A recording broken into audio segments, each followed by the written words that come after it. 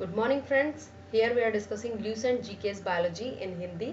हम हिंदी में Lucent GK biology discuss कर रहे हैं और यहाँ पर जो हमारा टॉपिक है वनस्पति विज्ञान का प्रकाश संश्लेषण। So let's start with the topic प्रकाश संश्लेषण। प्रकाश संश्लेषण होता क्या है बेसिकली? प्रकाश संश्लेषण को हम कहते हैं फोटोसिंथेसिस, राइट। तो इसमें बेसिकली होता क्या है कि जो ग्रीन प्लांट होते हैं और कुछ ऐसे ऑर्गेनिजम्स हैं जो कि सनलाइट को एब्जॉर्ब करते हैं और उस लाइट को एब्जॉर्ब करके क्लोरोफिल की प्रेजेंस में, CO2 की प्रेजेंस में और वाटर की प्रेजेंस में क्या बनाते हैं? ग्लूकोज का अणु बनाते हैं, राइट।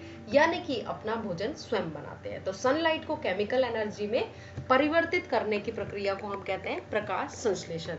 पौधों में जल, प्रकाश, पर्णहरित तथा कार्बन डाइऑक्साइड की उपस्थिति में, ठीक है, क्या क्या चीज चाहिए हमें? जल चाहिए, सनलाइट चाहिए, पर्णहरित मतलब क्लोरोफिल पिगमेंट चाहिए तथा कार्बन डाइऑक्साइड की उपस्थिति में कार्बोहाइड्रेट के निर्माण को प्रकाश संश्लेषण कहते हैं। तो बेसिकली हमें जो चीजें चाहिए प्रकाश संश्लेषण में वो है CO2, वाटर, क्लोरोफिल और सनलाइट। ये चार चीजें होनी चाहिए। उसकी प्रेजेंस में, इन सब की प्रेजेंस में प्लांट क्या करता है? जो CO2 और वाटर मॉलिक्यूल मिलके क्या बनाते हैं? ग्लूकोज का अणु बनाते हैं। और ये ग्लूकोज जो होता है बेसिकली एनर्जी का सोर्स होता है, राइट। और एनर्जी का सोर्स है तो ऑब्वियसली ये क्या करेगा? एनर्जी प्रोवाइड करेगा। ये एक तरह से खाना होता है, राइट। और जल और oxygen as a by product निकलते हैं। तो ऑक्सीजन को रिलीज करना और CO2 का यूज करना प्रकाश संश्लेषण की क्रिया है। प्रकाश संश्लेषण के आवश्यक है कार्बन डाइऑक्साइड, पानी, क्लोरोफिल और सूर्य का प्रकाश। स्थलीय पौधे वायुमंडल से कार्बन डाइऑक्साइड लेते हैं, जबकि जलीय पौधे जल में घुली हुई कार्बन डाइऑक्साइड लेते हैं। अब यहाँ पर जो स्थलीय पौधे यानी कि जो थल पर रहते हैं, ठीक है, जो जमीन पर पौधे होते हैं वो वायुमंडल से CO2 लेते हैं, लेकिन जो पानी वाले पौधे होते हैं जो जल के अंदर उगते हैं वो घुली हुई CO2 का यूज करते हैं प्रकाश संश्लेषण, राइट। पत्ती की कोशिकाओं में जल शिरा से परासरण द्वारा एवं CO2 वायुमंडल से विसरण द्वारा जाता है। पत्ती की कोशिकाओं में जल कैसे जाता है? ऑस्मोसिस से जाता है। और जो CO2 होता है वायुमंडल से डिफ्यूजन के थ्रू जाता है, ठीक है। तो ये दो प्रोसेस यूज होते हैं जहां पर जल और CO2 का अंदर जल और CO2 जाते हैं, राइट। अब है प्रकाश संश्लेषण के लिए आवश्यक जल पौधों की जड़ों से द्वारा अवशोषित किया जाता है। अब जो प्रकाश संश्लेषण में जो यूज किया हुआ जल है वो कैसे आता है? जड़ों के द्वारा आता है, ठीक है। जड़ क्या करती है? पानी का एब्जॉर्प्शन करती है और उसी पानी का किस लिए यूज होता है? प्रकाश संश्लेषण की क्रिया में यूज होता है और वो खाना बनाते हैं। एवं प्रकाश संश्लेषण के दौरान निकलने वाली ऑक्सीजन इसी जल के अपघटन से प्राप्त होती है, ठीक है। और यहाँ पर देखिए ये बात बोली है इन्होंने कि जो प्रकाश संश्लेषण की क्रिया में आवश्यक जल है वो कहाँ से आ रहा है? जड़ों से आ रहा है। और इसी जल का यूज क्या होता है? टू रिलीज दी ऑक्सीजन, यानी कि ऑक्सीजन भी हमें कहाँ से मिल रही है? जल से मिल रही है। क्लोरोफिल पत्ती में हरे रंग का वर्णक है। अब जो क्लोरोफिल पिगमेंट है वो कहाँ पर होता है? पत्तियों में पाया जाता है। अब क्लोरोफिल क्या है? हरे रंग का वर्णक होता है, यानी कि एक पिगमेंट है जो कहाँ पाया जाता है? पत्तियों में पाया जाता है। हरे रंग की होती है ना लीव्स, उसी के अंदर क्या होता है? क्लोरोफिल पिगमेंट होता है जो कि फोटोसिंथेसिस पे भाग लेता है। इसके चार घटक है, chlorophyll A, chlorophyll B, carotene तथा ज़ैंथोफिल। इसके कितने घटक है? चार घटक है, chlorophyll A, B, carotene and xanthophyll. इसमें क्लोरोफिल A एंड B हरे रंग का होता है और ऊर्जा का स्थानांतरित करता है और ऊर्जा को ये स्थानांतरित करने में हेल्प करता है, क्लोरोफिल A एंड B। यह प्रकाश संश्लेषण का केंद्र होता है, राइट।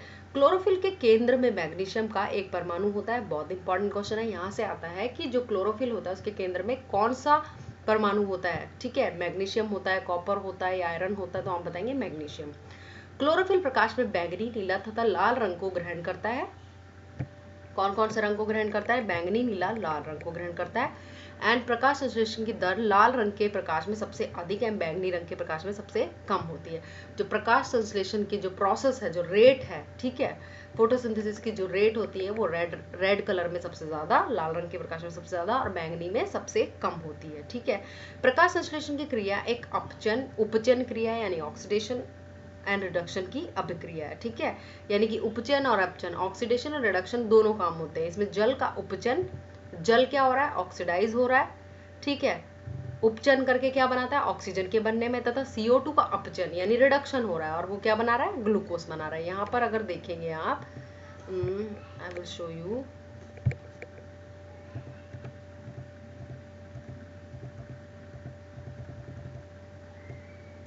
यहाँ देखिए जल है, ये क्या बना रहा है, ऑक्सीजन, तो ये क्या हो रहा है इसमें, ऑक्सीडेशन यानी कि उपचन हो रहा है। यहाँ पर CO2 का अपचन हो रहा है और अपचन होने के बाद, रिडक्शन होने के बाद क्या बना रहा है, ग्लूकोज का अणु बना रहा है, राइट। तो यहाँ से हमें पता लगता है कि इसमें कौन कौन सी क्रियाएं हैं, ऑक्सीडेशन यानी कि उपचन भी हो रहा है और अपचन भी हो रहा है। प्रकाश संश्लेषण की क्रिया दो अवस्थाएं होती है, प्रकाश रासायनिक क्रिया, फोटो, अच्छा अब जो प्रकाश संश्लेषण की क्रिया होती है दो अवस्थाएं पाई जाती है, उसमें दो अवस्था होती है, एक होती है फोटोकेमिकल रिएक्शन यानी कि प्रकाश रासायनिक क्रिया, दूसरी होती है रासायनिक प्रकाश विहीन क्रिया। एक डार्क केमिकल रिएक्शन है, एक फोटोकेमिकल, यानी कि एक प्रकाश रासायनिक क्रिया हो गई और एक प्रकाशहीन रासायनिक क्रिया, राइट। प्रकाश रासायनिक क्रिया, यह क्रिया क्लोरोफिल के ग्रेना भाग में संपन्न होती है, ठीक है। ये कहाँ होती है, ग्रेना में होती है। इसे हिल क्रिया, हिल रिएक्शन भी कहते हैं। इस प्रक्रिया में जल का अपघटन होकर, अब जल का अपघटन हो गया यहाँ पर और हाइड्रोजन आयन इलेक्ट्रॉन बनते हैं। जल के अपघटन के लिए ऊर्जा प्रकाश से मिलती है, ठीक है। इस प्रक्रिया के अंत में ऊर्जा के रूप में ATP व NADPH निकलता है, जो रासायनिक प्रकाशहीन प्रतिक्रिया संचालित करने में मदद करता है। अब यहाँ पर आपको जो याद रखने वाली बात है वो ये है कि इसे हम कहते हैं प्रकाश रासायनिक क्रिया को, फोटोकेमिकल रिएक्शन को कहते हैं हिल रिएक्शन। फर्स्ट पॉइंट यहाँ पर यह है कि इसे ही हम क्या कहते हैं, हिल रिएक्शन कहते हैं। ये किस में होता है, क्लोरोफिल के ग्रेना पोर्शन में होता है, राइट। ये क्रिया किस में होती है, ग्रेना पोर्शन में होती है। दूसरी बात हमें याद रखनी है कि यहाँ पर जल का अपघटन होता है। कैसे होता है, इसमें जल का अपघटन होने के बाद क्या बनेगा, हाइड्रोजन आयन और इलेक्ट्रॉन बनते हैं और उसके बाद अंत में इस प्रक्रिया में ATP बनता है और NADPH निकलता है, ठीक है। तो यहाँ पर क्या क्या बना, ATP बना, NADPH बना और जल का क्या हुआ, अपघटन हुआ, ठीक है। और अपघटन के लिए ऊर्जा कहाँ से मिलती है, सूर्य के प्रकाश से मिलती है, ठीक है।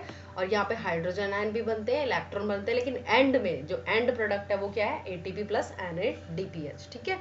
जो ATP होता है वो एनर्जी का सोर्स होता है जो आगे जाके ऊर्जा देता है, ठीक है।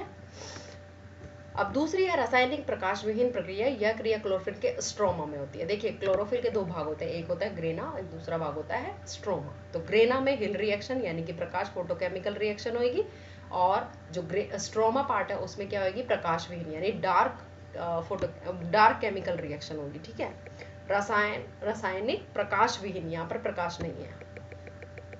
इस क्रिया में CO2 का अपचन होकर शर्करा में स्टार्च बनती है। अब देखिए यहाँ पर पहली वाली प्रक्रिया जो थी, जो प्रकाश रासायनिक क्रिया थी वो ग्रेना में हुई और वहां पर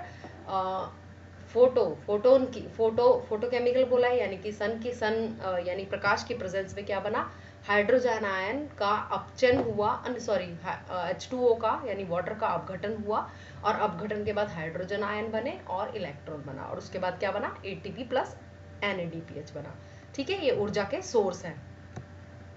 लेकिन रासायनिक प्रकाश विहीन यानी कि जो डार्क में हो रही है, जिसमें अंदर प्रकाश नहीं चाहिए, वो किस में होता है, क्लोरोफिल के स्ट्रोमा में होता है और उसके अंदर CO2 का अपचन होने के बाद, रिडक्शन होने के बाद शर्करा बनती है, स्टार्च बनता है, ठीक है। क्या बनेगी, शर्करा यानी ग्लूकोज का अणु बनता है, खाना बनता है, ठीक है। तो यहाँ पर हमारा यहाँ प्रकाश संश्लेषण में हमें जो चीजें याद रखने वाली है वो ये दो रिएक्शंस हैं।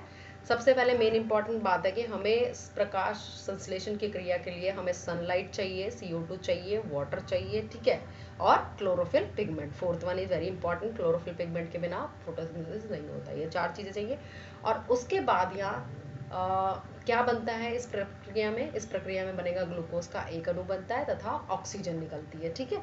तो हमें ये चीजें याद रखनी है।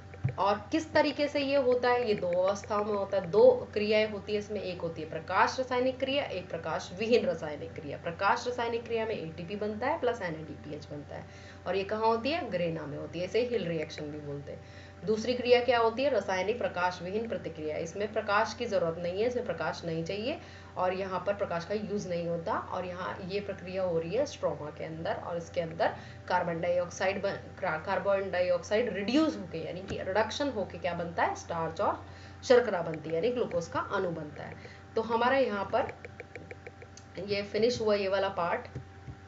अब आ जाता है हमारा इसके बाद